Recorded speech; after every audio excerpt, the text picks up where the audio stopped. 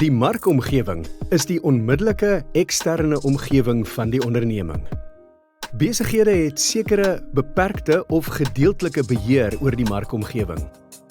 Die komponente van die markomgewing sluit in verbruikers of kliënte, verskaffers, tussengangers, mededingers, ander organisasies of die burgerlike samelewing.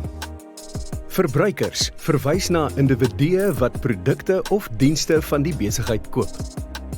Kliënte is die finale gebruikers van produkte of diens. Besighede word ook as kliënte beskou, aangesien hulle ook hulpbronne van ander besighede koop. Verskaffers verwys na individue of besighede wat hulpbronne verskaf of verskaf wat nodig is om produkte of dienste te produseer. Besighede moet verseker dat hulle betroubare verskaffers in die mark identifiseer om hul doelwitte te bereik. Tussengangers verwys na individue of besighede wat die gaping tussen die produsente en verbruikers oorbrug deur produkte of dienste te versprei of te verkoop. Voorbeelde sluit in kleinhandelaars, groothandelaars, agente, versekeringsdienste en die bankbedryf. Mededingers verwys na besighede wat soortgelyke of identiese goedere of dienste aanbied. 'n Voorbeeld van mededingers is McDonald's en Burger King. Besighede moet mededingende voordele verkry deur kwaliteitprodukte of dienste teen die laagste moontlike prys aan te bied om te verhoed dat klante aan mededingers verloor word. Ander organisasies verwys na organisasies of instellings wat gevorm word deur individue of lede van die gemeenskap wat hul hulpbronne gebruik om noodsaaklike goedere of dienste sonder koste vir die gemeenskap aan te bied. Hierdie organisasies speel 'n sleutelrol in die gemeenskap, veral in gebiede waar die openbare sektor nie in staat is om hierdie goedere of dienste te verskaf nie. Kom ons kyk na hierdie organisasies in meer besonderhede.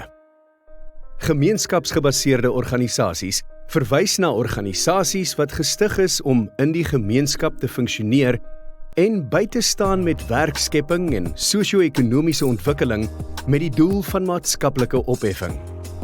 Nie-regeringsorganisasies verwys na nie-winsgewende organisasies wat afsonderlik van die regering funksioneer wat belangrike behoeftes in die gemeenskap vervul deur verskeie sosio-ekonomiese kwessies aan te spreek.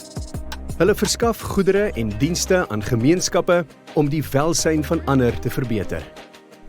Reguleerders verwys na regeringsliggame wat reëls en regulasies daarstel om die aktiwiteite van besighede te beheer.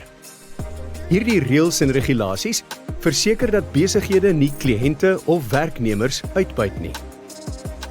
Vakbonde verwys na gevestigde liggame wat die belange van werkers beskerm.